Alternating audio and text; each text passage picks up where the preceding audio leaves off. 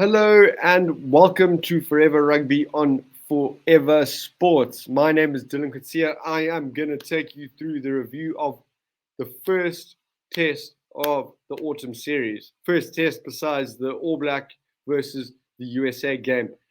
This was Wales versus New Zealand at the Principality Stadium in Wales, in Cardiff. It was an interesting game. The final score 54 points to 16 in favor of the All Blacks.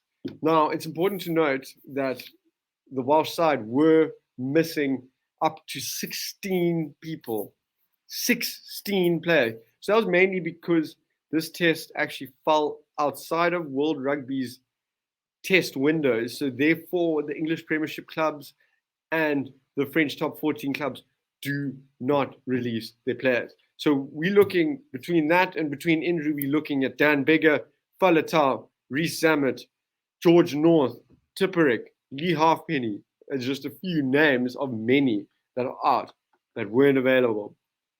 First half was really good, and it saw the Welsh team really be brave, be courageous, and really try to give a bit of resistance to All Blacks.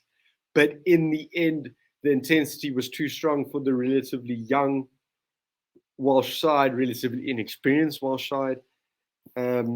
Notable milestones for the day. Alan Wynne-Jones, unfortunately, he did go off during the game, but today he breaks the record as the most capped rugby player in Test match history. 149 games. He surpasses Richie McCaw. Absolutely huge congratulations to Alan Wynne. Unfortunately, he marked that that milestone with an injury. It seems to be a reoccurrence of that shoulder injury that very, very nearly kept him out of the Lions series against the Springboks. In other milestones was Beauden Barrett's 100th test for the All Blacks. Huge, huge congratulations to him as well. He marked his 100th game with a man of the match performance, 2 intercept tries, 2 of the All Blacks' 7 tries, with Wales only scoring the solitary try. Whew, All Blacks, they were good. They were really composed. They were really calm. The Welsh team was giving a bit of resistance, but they did not panic. They stuck to their structure. They stuck to their systems. And in the end, the intensity with which they operate with was just too much for this Welsh side. But all is not lost for Wales. I think they can still take a huge amount from this game, although the scoreline does not suggest it.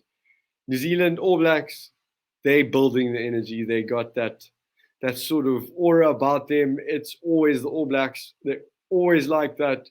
They lose a game, then they build this cult-like aura. You don't even want to try play them when they're in that sort of space.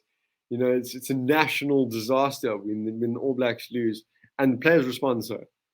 So since the game against the Springboks, they've had a fairly easy game against the USA Eagles, of which they managed to get 100 points, more than 100 points, and then a harder game against an inexperienced Welsh side for sure, but they will be just wanting to collect the W's, collect the wins, and get back up to the number 1 status and get sort of that mantle that they pride themselves on. They want to be known as the best. They want to be the team out in front with the target on their back, and they've started building back towards that.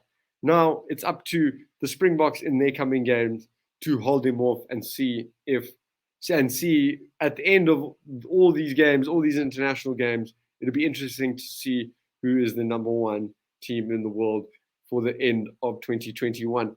My name has been Dylan Kutsia. This was the review. 54 points to 16. Man of the match from Beauden Barrett.